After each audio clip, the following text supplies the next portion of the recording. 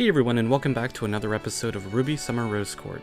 To recap where we left off last time, we successfully mediated a dispute between Ren and Nora about trying to separate a portion of Magenhild from Ren's body, and that marked the end of Ren and Nora's loyalty mission, and we successfully saved Ren's life throughout the operation, and we still have a full court at the end of the day. So without further ado, let's dive right back in. Glinda corners me at the end of our lessons for the day, refusing to let me sneak out of the throne room's broken doors. Ruby? She bars the exit with one arm held at my chest level and doesn't budge when I try to move her. No. You still haven't told me. No. Who you will dance with during the ball held in honor of our Kata neighbors. The longer you procrastinate, the worse it will be, you know. That may well be true. But you fail to consider one thing, Lady Goodwitch. One very important thing. I leap up into the air, the winds of my semblance letting me soar right over her. I'd rather die than dance in front of a bunch of strangers. The rush of freedom is exhilarating, that I have such control over my semblance now, that Crescent is letting me do things I never could before. I make it halfway down the hallway before I'm cut short. I feel like a length of rope wraps around my chest, tightening so quick and hard that it knocks the air from my lungs. Gah. Once I'm wrangled onto the floor, it's just a slow, humiliating drag back to the throne room. A section of the rug bunches up underneath me, slowing my progress just in time for Ozpin to walk past. Ozpin, help me! He quirks one eyebrow, looking from me to Glinda. Then Ozpin straightens out the snag in the carpet with a little kick, and I howl in despair all the way back to Glinda. I slide to a halt with a clang, my path blocked by her heel, striking the center of my breastplate. Lying on my back with my arms stubbornly crossed, I glare up at her. You're a disgrace. Do you know what an inconvenience this has been? Oh, I'm sorry, Lady Goodwitch. Sorry that dancing in costume has been a little low on my priority list lately. I waggle my hands, fluttering my fingertips like I'm casting fake magic. I much preferred it when you were a little frightened of me. She sighs and lets me go, helping me up with a hand on my forearm. We already have treaties set up with the Xiaolong tribe, including permission to extend our ley lines. Which is going well, I must say. Ozpin arrives next to us, smiling like he hadn't just betrayed me. It's nice to get back to building things.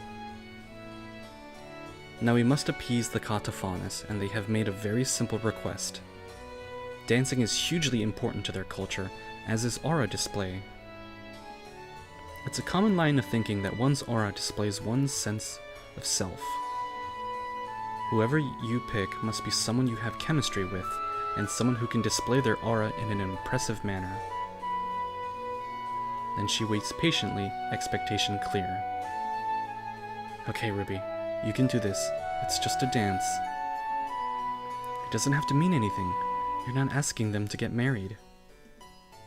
I mean, it could be. Waggles eyebrows. Once again, Glinda is here. And that's probably like a joke Easter egg route. But we're not gonna go for that. And we only have eyes for Penny. I speak up before I have time to second guess myself. I want to dance with Penny. Bracing myself for impact, I wait for their approval or judgment, whichever one comes. Fine with me. I as well. Oh, they're supportive. After expecting some kind of resistance, I'm a little off balance by how easily they agree. Really? If the automaton can muster up a suitable display of aura, then I have no objections. Pendrake has proven herself 10 times over. We can trust her. I'm sure you and she will make an excellent pair. Yay, sweet validation. Any thoughts as to what dance you would like to perform? Oh man, I have to choose? It will go smoother if you're doing something you're actually invested in, rather than following our orders. I hate how that makes sense. I sit down on my throne, mulling over my decision in silence. Somewhere in the back of my mind, I can feel Crescent Rose stirring. But for now, she remains quiet.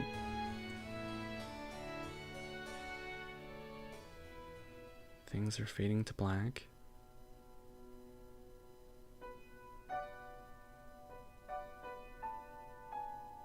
Are we moving into another act now? Act 4. Okay.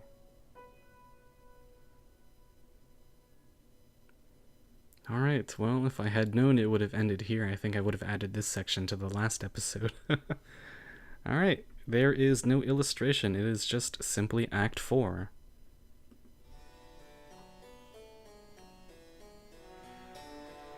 I'm wondering if this is the final act. It takes me a few days to find the right words to ask Penny to be my dancing partner. Right now? At this very instant? No, later, at the formal ball. Penny's face brightens. Oh, Ruby, I would love to. It does raise another question, though. What is dancing? I flounder, trying to think of a way to explain it to her, when I catch a glimmer in her eye. You're messing with me, aren't you?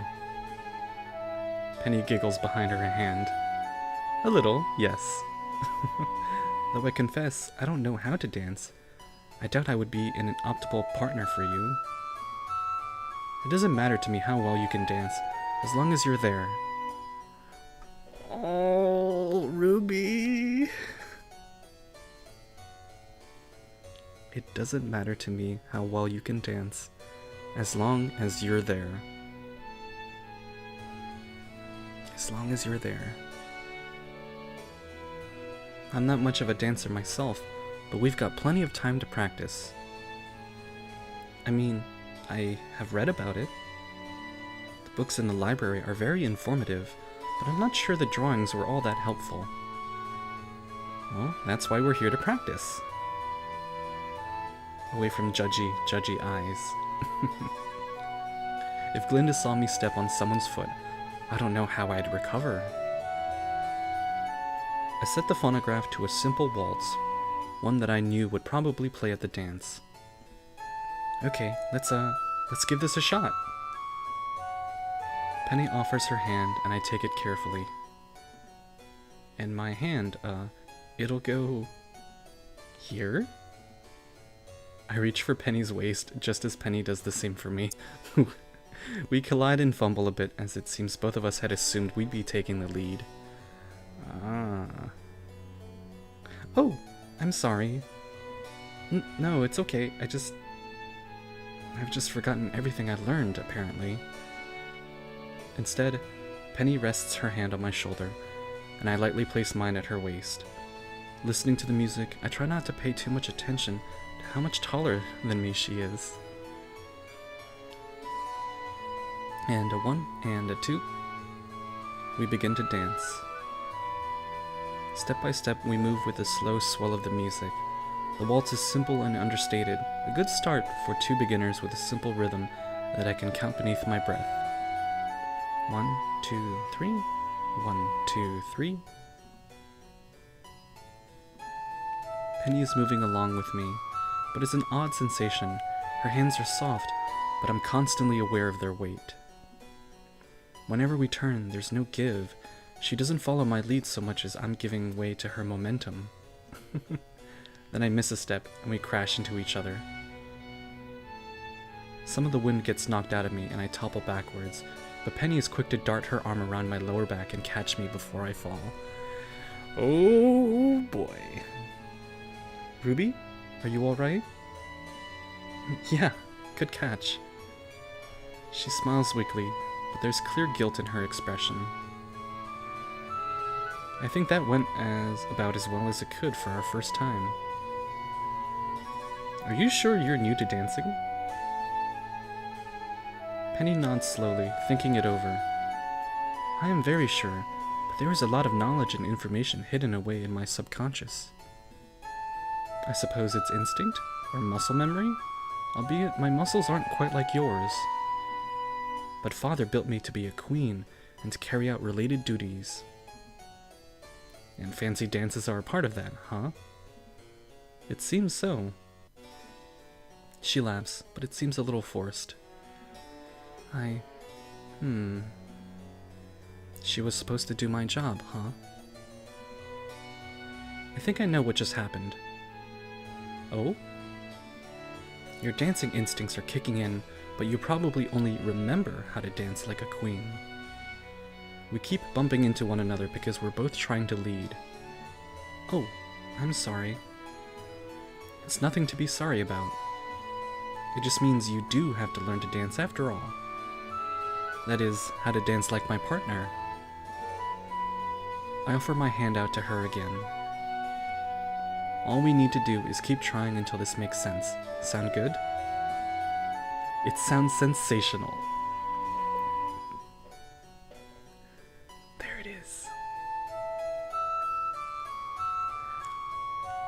Perfect line, perfect sprite choice. Perfect, just perfect. We step into the music once again, and this time we're a little more in sync. Penny and I bump into one another a few more times, but we get a little more and more fluid with each try. I'm very sorry for knocking you over, though. Can't make an omelet without breaking a few egos.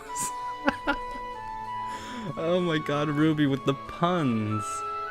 That's actually really clever. Besides, that makes us even for when I stepped on your foot earlier. I saw no need to mention that. My ego thanks you. Aww.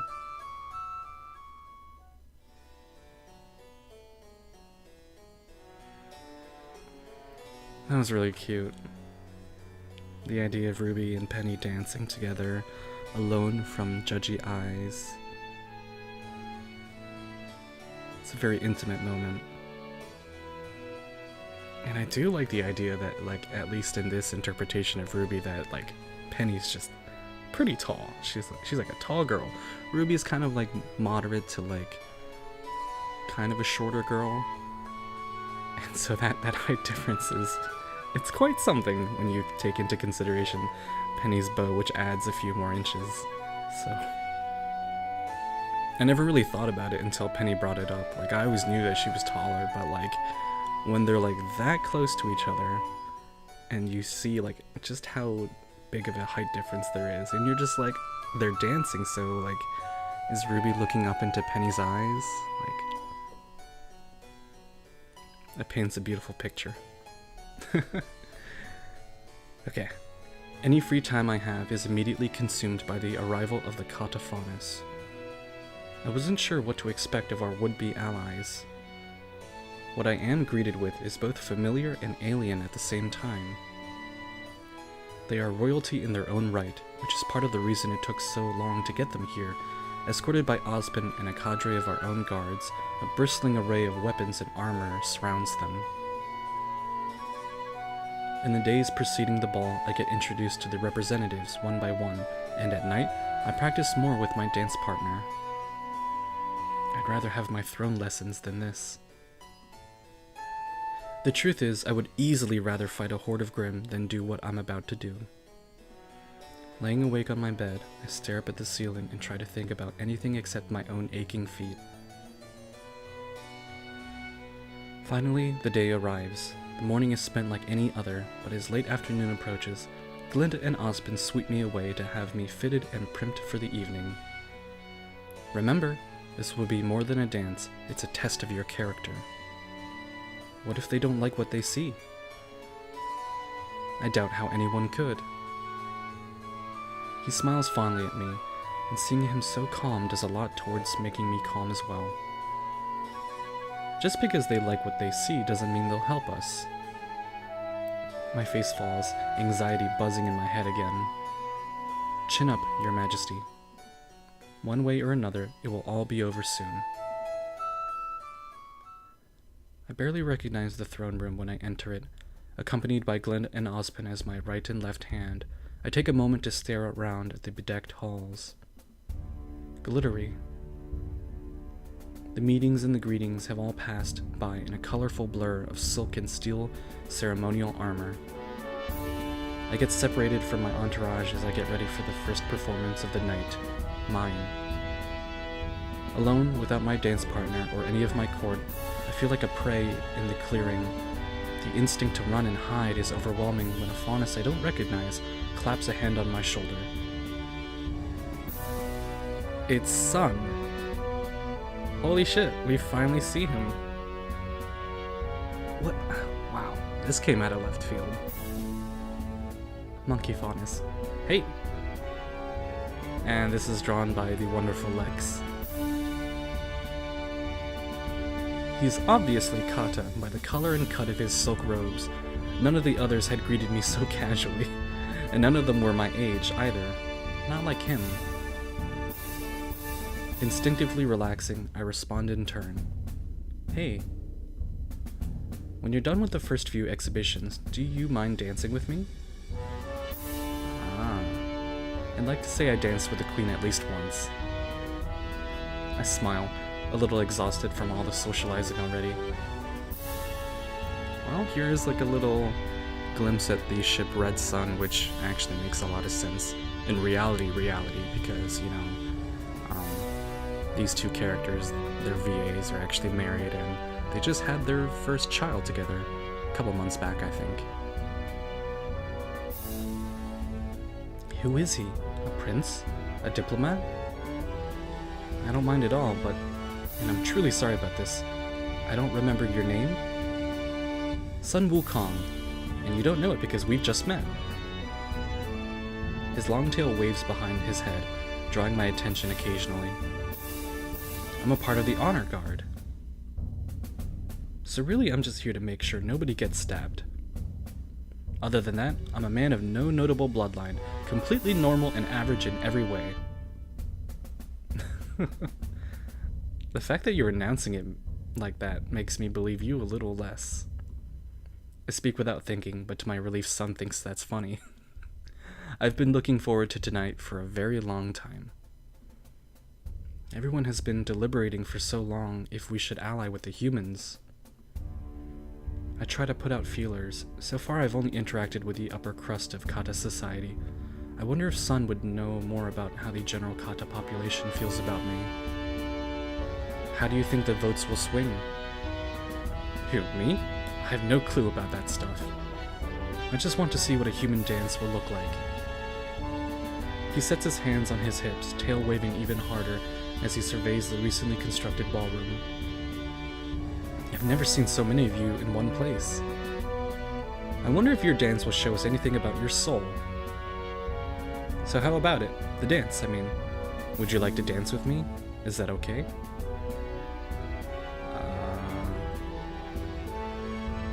He's very kind and charming, but speaks so fast I can hardly get a word in. A little stunned, I give Sun an apologetic shrug. Then a hand rests on my shoulder, surprising me into silence again. I turn around to see a blessedly familiar face. Making friends? She beams at me.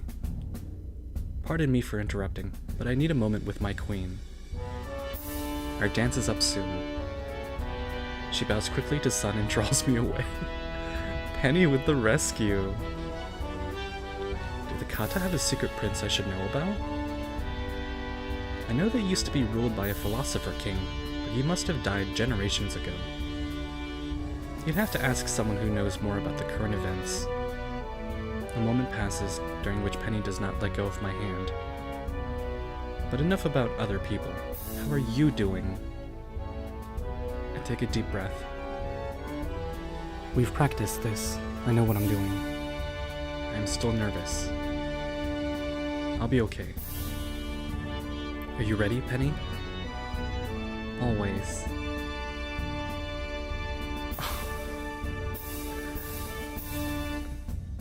That smile, I'll never get tired of it. It's just so beautiful. Always. Here we go. I walk out onto the dance floor, the soft click of my boots followed by the heavy thud of Penny's steps. The musicians start to play. Penny murmurs softly to me. It'll be beautiful, Ruby.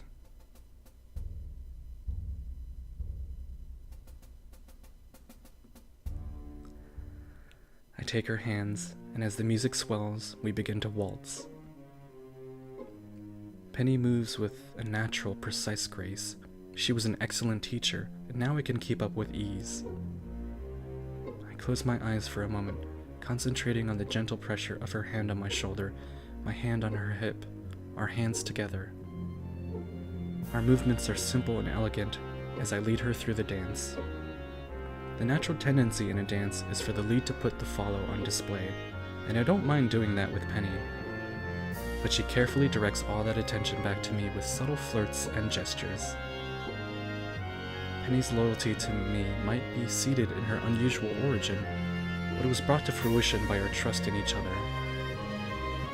She smiles at me. There's an ease to it, making it clear she's comfortable being here to support me. Having fun? The question takes me aback. In between my nerves and struggling to remember the steps we practiced, I barely have any room left for casual chatter. So answering her is a struggle. Our ultimate goal here is to form a political alliance and show the Kata what I'm made of. But there's no reason we can't enjoy our time together. Yes, I'm so glad I'm here with you. I was just thinking the same thing. We move back and forth on the dance floor, the Kata applauding politely whenever the music lulls. I take pleasure in the simple physicality of it, in my keen awareness of wherever our bodies touch. But the Kata Faunus won't be satisfied with this. We need to showcase our auras, so Penny and I prepare for the next step. The music slows as Penny turns into my arms and presses her back against my chest. My hands rest lightly on her stomach as we embrace. I feel an itch at the back of my skull as I draw on Crescent Rose's power as gently as I can. Crescent complained endlessly during our practice sessions, but together, Penny and I figured out a way to manipulate how Crescent Rose interacts with the magic animating Penny. I run my hands down Penny's arms, and the stone vines on her body start to bud. I twirl Penny as the buds on her shoulders open, my semblance punctuating our movements with rose petals. Roses bloom around Penny's head, a soft counterpoint to my own crown, and my heart skips a beat. She's able to control how the roses bloom, but I didn't think she'd be so bold. She never was during practice. I dip her, or I pretend to. Penny carries her own weight since she's far too heavy for me to cart around on my own. Maintaining her balance, Penny smiles up at me, her face wreathed in roses. We continue to dance, a little faster this time, shedding petals as we go. She's covered in living roses now, including one large, shimmering blossom over her heart. The faces I see in the audience, when I can bear to look away from Penny, seem genuinely impressed. When the storm around us reaches its peak, roaring winds of pink and red petals whipped into a frenzy, I dip Penny low again. The music cuts off sharply as I do, signaling the end of the dance. We freeze there, my heartbeat thundering loud and her body warm and humming with energy. After a heartbeat of terrifying silence, the Kata Faunus applaud, loud, boisterous applause, pleased with what we had given them. Penny's green eyes flash once in open mirth, then she stands up straight and squeezes me tight in a hug. We did it! I whisper as the rose petals keep swirling around us, the storm not dying down yet. Of course, together, we can do anything. With the last petals showering down on us, we walk back into the crowd hand in hand.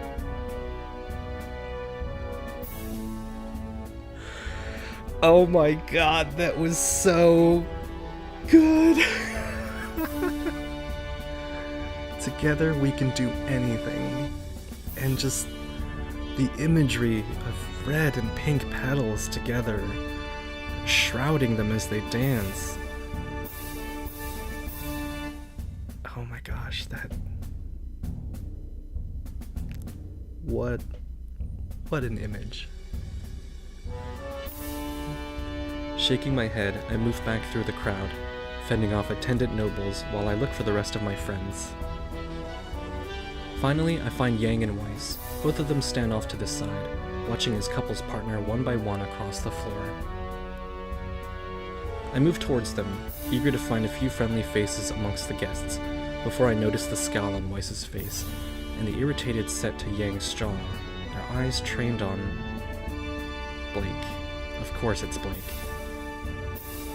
The cat-eared Faunus is dancing in the center of the room, a dark shadow next to the colorful robes of her partner, the monkey Faunus son. Who even is this guy anyway?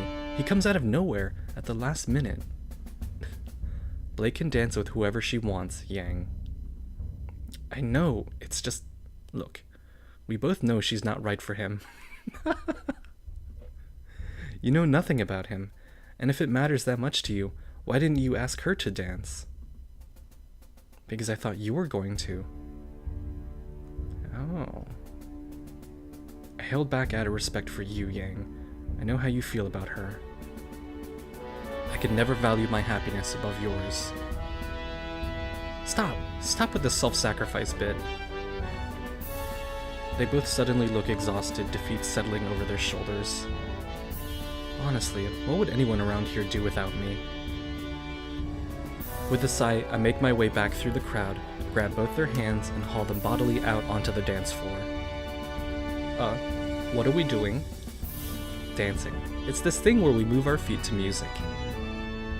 Ignoring Yang's confused look and Weiss's objections, I take the knight's hand and spin her. She twirls once, twice, before I let go and whirl her into Yang. My hands find her left hand and right hip, Yang the opposite, and together we fall in line with the rest of the dancers. I love spending time with you, Rubes. Are you sure you want to dance with both of us? Yang is right, Ruby. I doubt Glinda will approve. Well, from the way you guys flirt when you think no one's looking, anyone in their right mind would know you're a package deal. Plus, I'm only gonna be here for another couple seconds, so don't blow it, you two. Wait, what? The music shifts and I let go of Weiss's hip, stepping to the side to take Yang's hand so she can spin the both of us.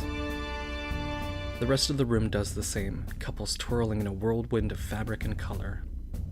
For a moment, everything blurs, until I can make out a dark shadow swirling amongst the rest. I reach out and swap that dancer's hands with mine. Before anyone can speak, I spin away in the arms of a surprised Sun Wukong. I glance over his shoulder in time to see the shock as Yang, Weiss, and Blake come face to face with each other.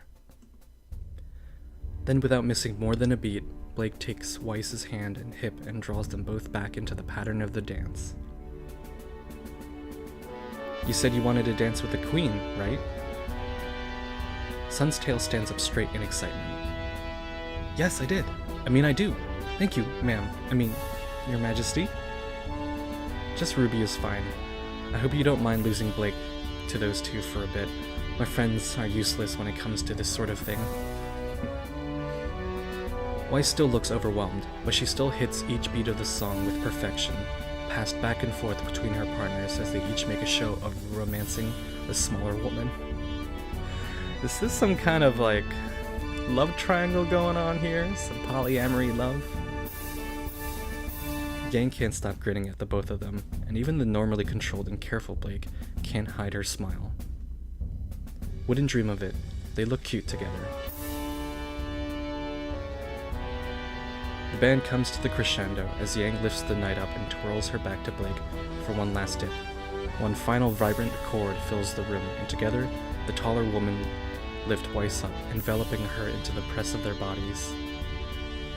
Weiss's hand finds the back of Blake's neck and Yang's hip, and the song ends, with her held between them, her lips barely an inch from Blake's. Oh my. Applause rings out the second the last note fades away, only growing louder as Blake leans in and tenderly kisses a wide-eyed Weiss on the mouth. Ooh boy. Oh, I don't have to kiss you, do I? That's not part of the dance, right? His tail curls from worry. It's not. No sooner do Weiss and Blake come apart than Yang claims the Faunus' lips herself, before turning Weiss's chin up to kiss her too. Oh boy, a lot of kissing. As if they can't quite believe any of what just happened, the three of them cautiously move off the dance floor. For the first time since I've known her, Blake looks completely unguarded and happy, her hands clasped tight with theirs. Well, looks like my work here is done. I dust my hands and leave the three of them to it, readying myself to handle yet another affair of state. Jean and Pyrrha have another small crowd forming around them as they do a lively jig, hopping from foot to foot in perfect synchrony. It's nice to see them smiling. I know they've both lost so much. To know that for just a moment they are carefree and laughing does my heart a lot of good. With our main dances over, the floor opens to the rest of the crowd. More pairs display their own dances, flares of aura shooting up to scattered applause. Few of them even start up a competition to see who can draw the bigger crowd. Most of the night passes as a blur. Everything that requires my attention is enough to keep me from overthinking. Until someone approaches my throne. Adam Taurus. Your Majesty? In shock, I stare up at Adam Taurus. There's a face I haven't seen in a long time. It's a surprise to see him here, and an even greater surprise when Adam offers me his hand. He bows incrementally from the waist and making unblinking eye contact. Can I have this next dance? Sporting a bow and white grim mask and long black feathers, his doublet is arranged to make him look like a nevermore. Master Taurus, it's nice to see you. His hand is still extended towards me. Behind the mask I can feel his eyes boring holes into me, expectant. Well?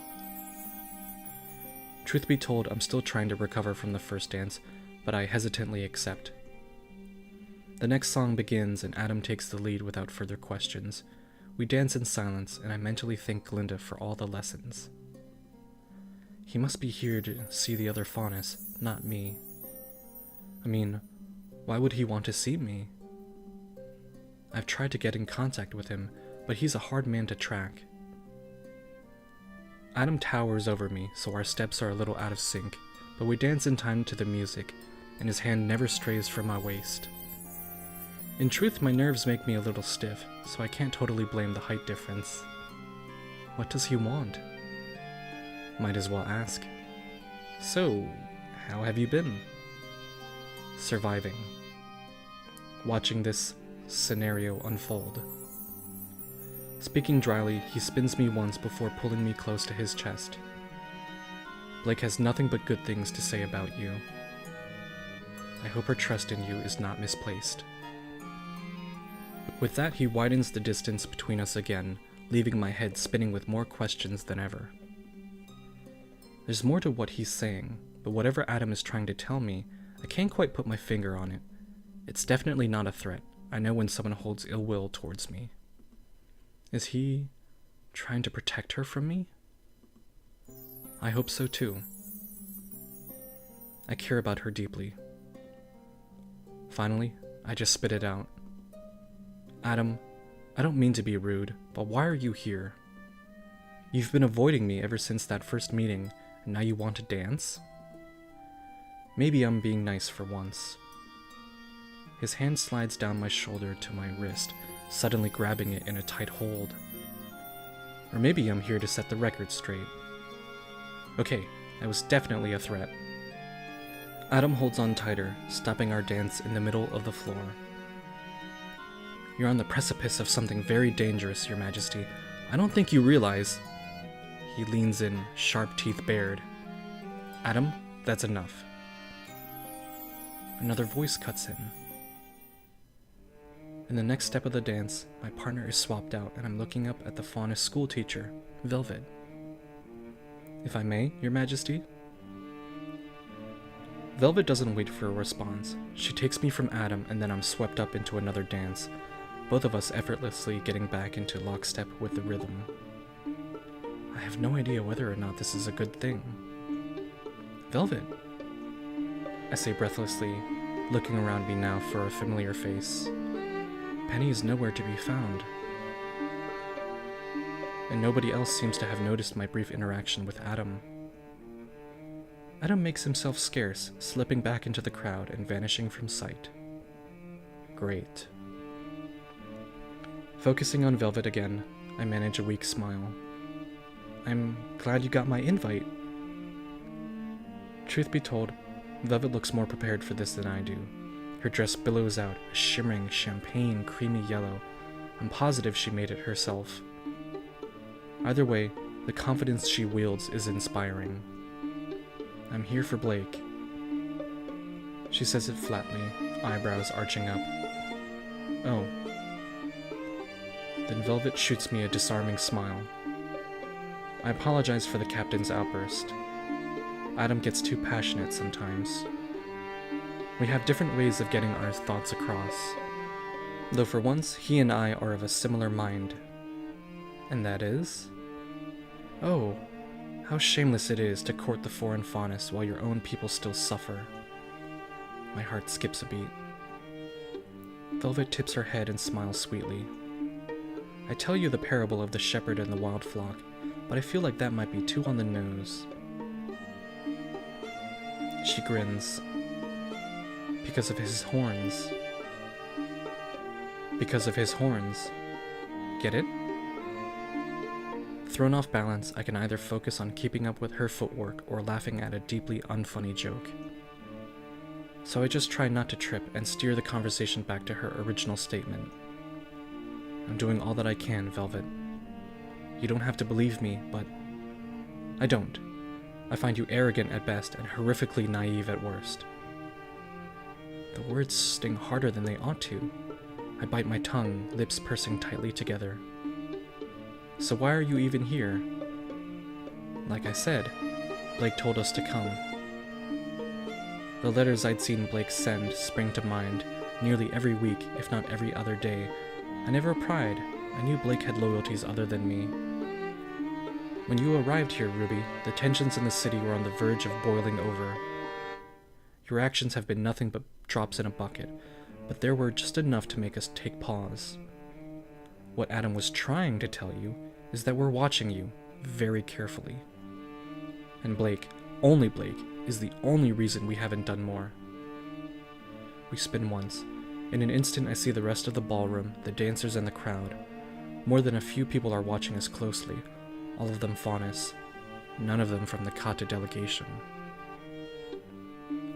Is this going to be an ambush? And it's really interesting to see Velvet take such a sharp turn from her canonical personality.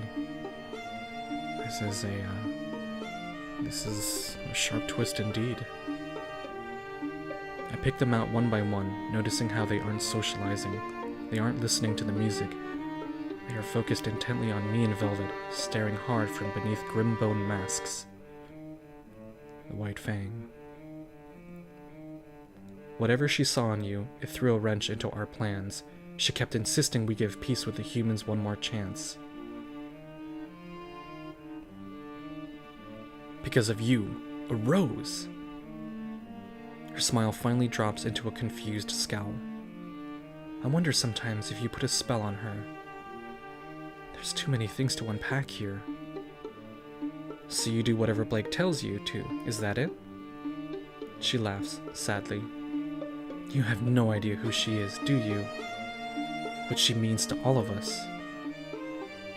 A note of sorrow rubs her voice raw, unexpectedly emotional. Fang's last apprentice.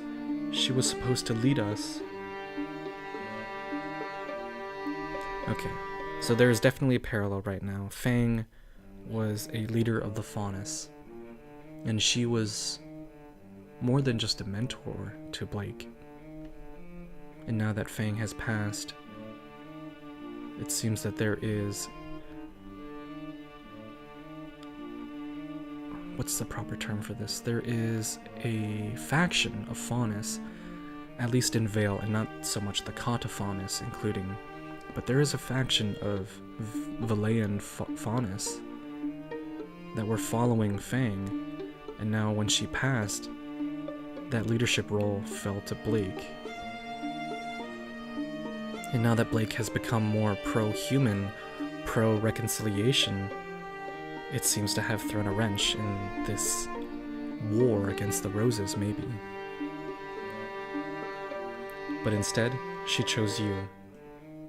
And if you hurt her, the dance ends and Velvet and I are left standing together, hand in hand. I'll kill you. I don't say anything at all to Velvet, just meeting her gaze as evenly as I can. She doesn't waver. From this day forward, Your Majesty, know that you're walking on a tightrope. Tread carefully. Penny walks up to me. In the time since we finished our dance, most of the roses adorning her have evaporated into their component magic. But the large rose that grew over her heart is still hanging on. She's picked it and tucked it into her hair, where it shimmers gently. Do you have a moment to talk? Ruby and I were just finishing up. I watch as Velvet slips back into the crowd, quickly vanishing. Ruby? Hello? I'm still distracted. Huh? You're not looking well. Let's go get some air. She links her arm with mine, leaning against me as we walk. That was definitely a lot to unpack just there. This whole thing with Fang, like Fang was introduced in Blake's loyalty mission, but we had no idea that Adam and even Velvet were seemed to be like lieutenants in this faction that followed Fang. And I knew Velvet was distrustful of us, but I had no idea that she was so invested in believing Blake that she'd be willing to threaten us, the Monarch. It's such a wild turn from who Velvet is in the show. And it's also really interesting how the creators didn't really give her a sprite, and that's something else that I'm thinking about. Is Velvet being a wild card of a character very different from her canonical self? Is that why they chose not to illustrate her? Because she's supposed to be this enigmatic character? I don't know. It's very interesting. And I don't not like it. I think it's very interesting that the creators, take some more drastic liberties with spicing characters up and changing them a little bit.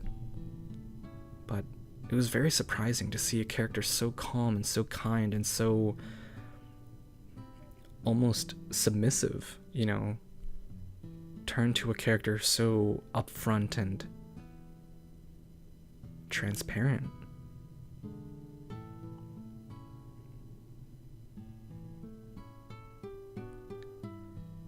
It's a lot to unpack. The amount of ups and downs we went through this episode, we were going up to that beautiful dance rehearsal with Ruby and Penny, then we got to the actual dance where we saw their auras form together and they were holding each other, embracing, and then we had that cute revelation that Blake and Weiss and Yang were all into each other mutually, forming, a polyamorous relationship. That was also very interesting. And then we saw Jean and Pyrrha, not confirmed or anything, but them dancing together, and that was really nice. But we didn't see Ren and Nora. That's something that I noticed. Okay, so as we are approaching the hour mark, and we have also just passed through a very intense sequence of this new chapter, Chapter 4, I think this is a great place to take a break. In this new chapter, I am pretty sure that we are heading towards the conclusion of this game, and hopefully we're not cutting ourselves too short, but it looks like we may be able to wrap up this game in the next episode. Who knows? But anyways, that's it for now. Thank you all so very much for watching, and I will see you all on the next episode of Ruby Summer Rose Court. Until then. Let us take it.